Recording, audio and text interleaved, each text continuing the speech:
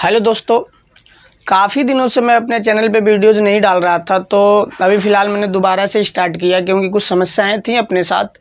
तो अभी उन समस्याओं को कुछ हद तक ख़त्म कर लिया गया है, तो मैं आज से वीडियोस बनाना शुरू करता हूं। आज मैं स्टार्ट कर रहा हूं जो इंग्लिश का जो एकदम बेस होता है ना, बच्चों को अक्सर वो चीज़ समझ नहीं आती, इसलिए वो सेंटेंस को इंग्लिश में नहीं कन्वर्ट कर पाते हैं। हिंदी जो होती है उसको वो इंग्लिश बना नहीं पाते हैं। तो सबसे पहले एकदम हम जीरो लेवल से स्टार्ट करते हैं। कर्ता क्या, क्रिया क्या, कर्म क्या, और इंग्लिश में जो जो सेंटेंस का इस्तेमाल होता है, मैं नॉर्मली 2-3 सेंटेंसों की बात करूंगा, बाकी सेंटेंस नहीं पढ़ाऊंगा। क्या होता है सेंटेंस उसके बारे में बाद में हम डिटेल में चर्चा करेंगे। तो शुरुआत करते हैं। सबसे पहले आप देखिए, मैंने लिखा है कर्ता, ठीक है। ये हमने लिखा है कर्ता मतलब सब्जेक्ट। सब्जेक्ट को डूअर भी कहते हैं, ठीक है, डूअर कहते हैं। वाक्य में जो काम करता है या जिसके बारे में बात की जाती है या बात होती है उसको हम क्या कहते हैं, कर्ता कहते हैं। कह रहा है कि ऐसा कोई भी वाक्य हो जिसमें ये लगे कि कोई काम कर रहा है या जिसके बारे में बात की जा रही है, उसको हम क्या कहते हैं, कर्ता कहते हैं। एग्जाम्पल में जैसे यहाँ पे है कि हम नदी पार कर रहे हैं, करते हैं, हम नदी पार करते हैं।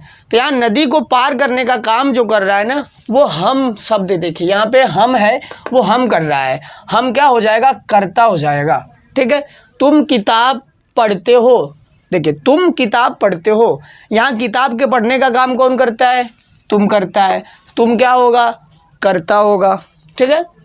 कह रहा रानी मेरी बेटी है, तो यहाँ किसके बारे में बात की जा रही है, रानी के बारे में, रानी के बारे में बात की जा रही है। तो रानी क्या हो गई, कर्ता हो गई। यानी कर्ता क्या होता है, जो काम करता हो या जिसके बारे में बात की जाती हो उसे हम क्या करते हैं, कर्ता कहते हैं, सब्जेक्ट कहते हैं, डूअर कहते हैं, ठीक है। आई होप आपको ये समझ में आ गया होगा कि जो काम करता है, जैसे मैं खाना बनाता हूँ, तो खाना बनाने का काम बेसिकली कौन कर रहा है, मैं कर रहा हूँ। तो मैं क्या होना चाहिए, कर्ता होना चाहिए।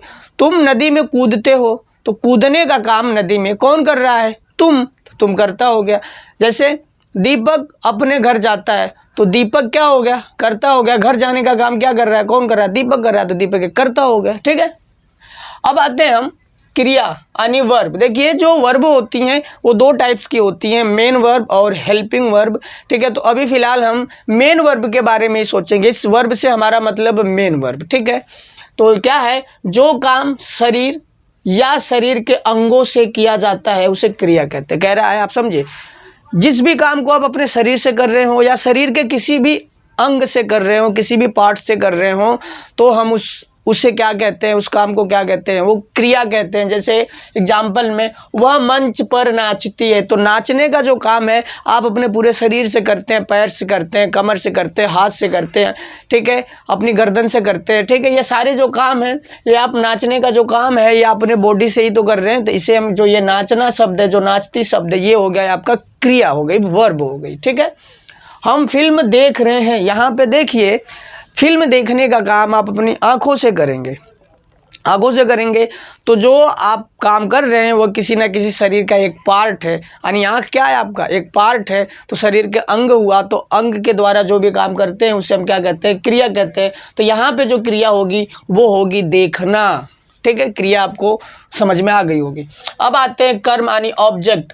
जिस शब्द या वस्तु पर हम काम करते हैं उसे कर्म कहते हैं। क्या कह रहा है, समझिएगा इसको। कह रहा है जिस शब्द पर या जिस वस्तु पर हम काम करते हैं उसको हम क्या कहते हैं, कर्म कहते हैं। जैसे एग्जाम्पल में देखिए कुछ लिखा है, हम आगरा जाते हैं, तो हम जाने वाला जो काम है, देखिए ये जो जाने का काम है ये कहाँ कर रहे हैं, बेसिकली आगरा ही तो कर रहे हैं ना, आगरा पे जा रहे हैं, आगरा में जा रहे हैं, ठीक है।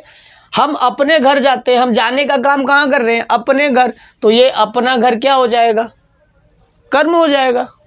वह मंच पर नाचती है, क्या करती है, वह मंच पर नाचती है, तो नाचने का कहाँ काम हो रहा है, मंच पर, तो यह मंच पर क्या हो गया, कर्म हो गया, ऑब्जेक्ट हो गया। जैसे वह पेड़ पर चढ़ता है, तो कहाँ चढ़ रहा है, चढ़ने का काम किस चीज़ पे कर रहा है, पेड़ पर ही तो कर रहा है ना, पेड़ पे, तो पेड़ क्या हो गया, कर्म हो गया, ठीक है। वह नदी में मछली पकड़ता है, तो नदी में मछली वो कहाँ पकड़ता है, नदी में पकड़ता है, तो नदी और मछली यहाँ दोनों के दोनों क्या हो गए, ऑब्जेक्ट हो गए, कर्म हो गए। ऑब्जेक्ट भी पढ़ाऊंगा, दो टाइप्स के होते हैं, डायरेक्ट और इनडायरेक्ट, तो बात की बात है। सिर्फ अभी इतना समझा रहा हूँ कि आप कैसे जानेंगे कि कौन ऑब्जेक्ट है, कौन वर्ब है, कौन सब्जेक्ट है, सिर्फ इसके बारे में ही समझा रहा हूँ अभी, ठीक है।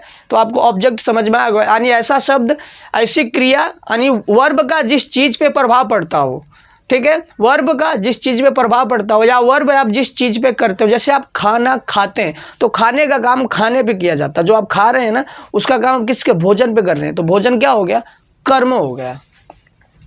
अब आते हैं वाक्य, सेंटेंस। मैं आपको ये बिल्कुल नहीं पढ़ाने वाला हूँ कि वाक्य कहते किसे हैं, ठीक है, वाक्य टाइप्स ऑफ सेंटेंस कितने होते हैं, ये सब मैं कुछ नहीं पढ़ाने वाला हूँ। मैं आपको बेसिकली एकदम बता रहा हूँ, जब आपको ये समझ आ जाएगा तो आगे सारे स्टेप टू स्टेप समझा दूंगा।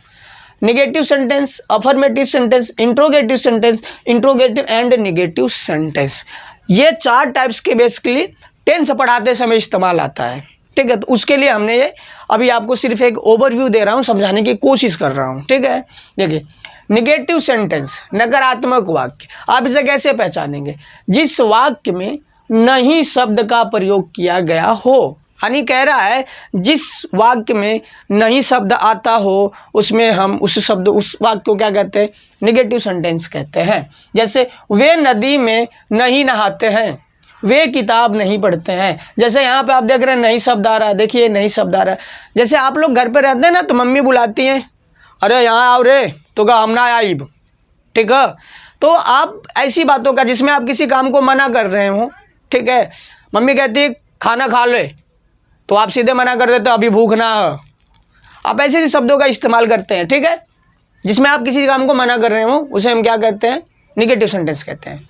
अब आता है अफर्मेटिव सेंटेंस, स्वीकारात्मक वाक्य, जिस वाक्य में किसी काम का होना या किसी काम का होना या सिर्फ होना पाया जाता है। देखिए, जिस वाक्य में किसी काम का होना या सिर्फ होना पाया जाता है, ये समझ नहीं आ रहा होगा, अभी समझाऊंगा तो समझ में आ जाएगा। रीना गाड़ी चलाती है, देखिए यहाँ पे गाड़ी चलाने का काम हो रहा है, यानी किसी काम को किया जा रहा है, इसमें क्या हो गया, ये कौन सा सेंटेंस हो गया, अफर्मेटिव। वह मेरा बेटा है, अब देखिए यहाँ पे कोई काम तो नहीं हो रहा लेकिन बेटा होना पता चल रहा है, तो इसीलिए मैंने यहाँ होना शब्द लिखा। यहाँ पे बेटे होने का पता चल रहा है, तो यहाँ पे क्या हो गया, ये भी अफर्मेटिव सेंटेंस हो गया। हम आगरा जाते हैं, अब देखिए यहाँ जाने का काम किया जा रहा है, हम आगरा जाते हैं, या तो यहाँ पे जाने का काम किया जा रहा है, तो इसको हम क्या कहेंगे, अफर्मेटिव सेंटेंस कहेंगे, ठीक है। इतनी बात आप समझ में गई।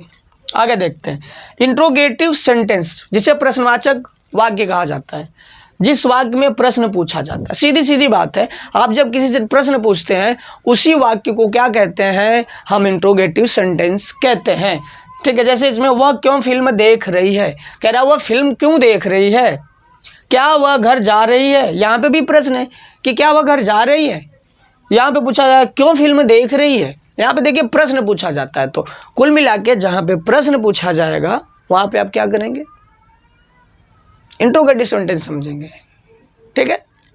जहाँ पर भी आपको प्रश्न पूछा हुआ वाक्य मिलता हो वो क्या होता है, इंट्रोगेटिव सेंटेंस होता है, सीधी सी बात है।